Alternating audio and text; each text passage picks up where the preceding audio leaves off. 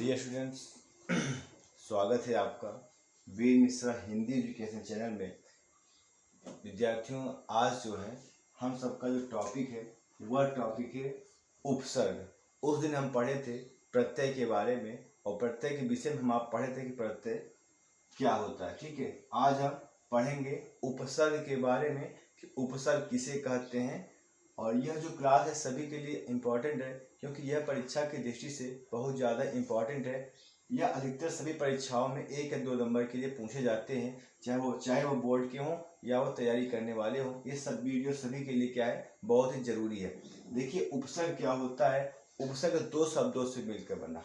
उपसर्ग दो शब्दों से मिलकर बना है, उप से और किससे मिलकर बना है, सर्ग से। ये आप ध्यान दीजिएगा। और उप का अर्थ क्या होता है, पहले। क्या होता है, पहले। और सर्ग का मतलब होता है, उप का अर्थ होता है पहले और सर्ग का मतलब होता है मूल शब्द। क्या होता है, मूल शब्द। आप कॉपी पेन लेकर जरूर बैठना और लिखते चलना, सुनना भी, ठीक है ना। तो उप का अर्थ क्या होता है, पहले, और सर्ग का मतलब होता है मूल शब्द। अब मूल शब्द यानी कि मुख्य शब्द, मूल शब्द यानी कि मुख्य शब्द। अब उपसर्ग हमारा संपूर्ण परिभाषा या अर्थ हमारा क्या बन जाएगा कि हमारा अर्थ क्या बन जाएगा, मूल शब्द से पहले। मूल शब्द से पहले, जैसे मान लीजिए हमारा मूल शब्द, मैं आपको उदाहरण दे रहा हूं। जैसे मान लीजिए हमारा मूल शब्द है जीवन, है ना। किसी मूल शब्द के पहले हम कुछ शब्दांश जोड़ देते हैं। शब्दांश यानी कि शब्द के अंश को। तो जैसे जीवन है, ये हमारा मूल शब्द है। अब जीवन के पहले हम क्या है, किसी शब्दांश को या किसी शब्द को जोड़ दिए, है ना, जोड़ दिए। तो इन जोड़ने के बाद जो हमारा एक नया शब्द बनता है उसी को उपसर्ग कहते हैं। अब हमारा नया शब्द क्या बन जाएगा, आजीवन, है ना। तो जीवन हमारा क्या है, ये हमारा मूल शब्द है, मुख्य शब्द है। और हम इसमें क्या कि नए शब्दांश जोड़ दिए, इन दोनों को मिला दिए तो हमारा क्या हो गया, आजीवन। हमारा एक नया शब्द बन गया। तो इसीलिए उपसर्ग की परिभाषा ये बनती है कि उपसर्ग वे शब्द हैं, उपसर्ग वे शब्द हैं जो किसी मूल भाव, क्या, जो किसी मूल भाव के, उपसर्ग वे शब्द हैं जो किसी मूल शब्द से पहले। उपसर्ग वे शब्द हैं जो किसी मूल शब्द से पहले जुड़कर उसके शब्दों में परिवर्तन कर देते हैं। मूल शब्दों में क्या है, जुड़ करके उसमें परिवर्तन कर देते हैं। तो वही है कि उपसर्ग क्या है, वे शब्द हैं जो किसी मुख्य शब्द से पहले जुड़ करके उसके अर्थ में परिवर्तन कर देते हैं। जैसे मैंने लिखा कि जीवन क्या है, आपका मूल शब्द है, आ में जोड़ दिया, क्या हो जाएगा, आजीवन। अब देखिए जीवन और आजीवन में क्या है, अंतर होता है। शब्द में अंतर हुआ, हमको नया शब्द मिल गया। और जैसे एक शब्द है एक हमारा मुख्य शब्द है और वह क्या है, गुण। वह क्या है, गुण। अब गुण में हम कुछ शब्दांश जोड़ेंगे, अव जोड़ दिए, क्या जोड़ दिए, अव। तो अव जोड़ दिए, अब हमारा एक नया शब्द क्या बन गया, अवगुण बन गया। अब देखिए नया शब्द जो हमारा बनता है, जो हमारा नया शब्द बनता है वह जो है क्या है, उसका अर्थ अलग होता है मुख्य शब्द से, ठीक है ना। जैसे गुण मतलब क्या होता है, अच्छा होता है ना, अच्छे गुण, है ना। अब इसमें अव जोड़ दिया, अवगुण यानी कि खराब हो गया वो, ठीक है ना।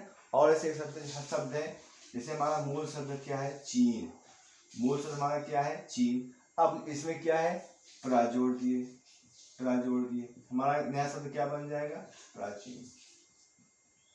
तो उपसर्ग की यही एक विशेष बात है, उपसर्ग का यही एक विशेष बात है कि इसकी सहायता से, इनकी सहायता से क्या है, अनेक प्रकार के हमको नए शब्द मिल जाते हैं। जैसे आजीवन मिला, अवगुण मिला, प्राचीन मिला, है ना। तो ये सभी क्या है, नए शब्द हमको मिले।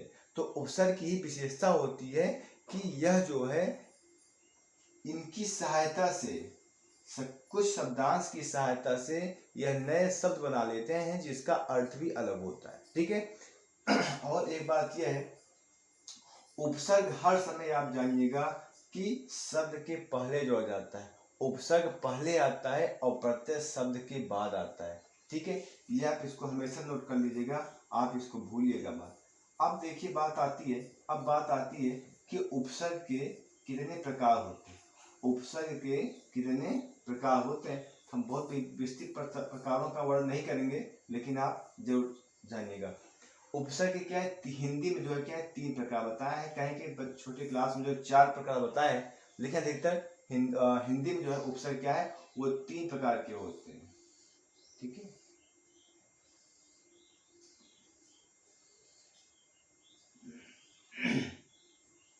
उपसर्ग क्या है 3 प्रकार के होते हैं।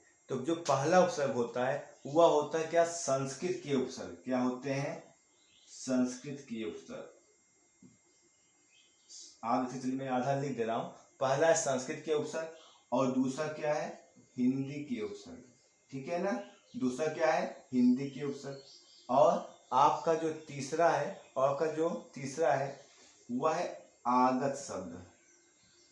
बता रहा हूं आपको, आगत शब्द यानी कि विदेशी शब्द।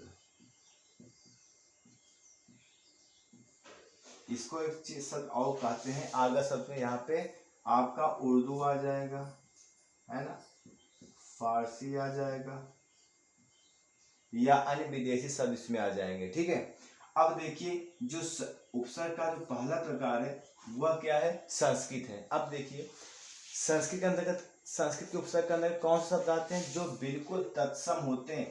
तत्सम के जितने भी शब्द होते हैं, ये आप जानिएगा, तत्सम के जितने भी शब्द होते हैं वो संस्कृत के उपसर्ग होते हैं। और तद्भव के जितने भी,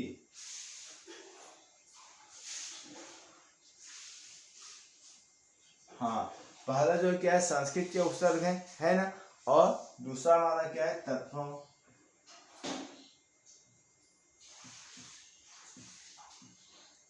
ठीक है ना, तद्भव और तत्सम।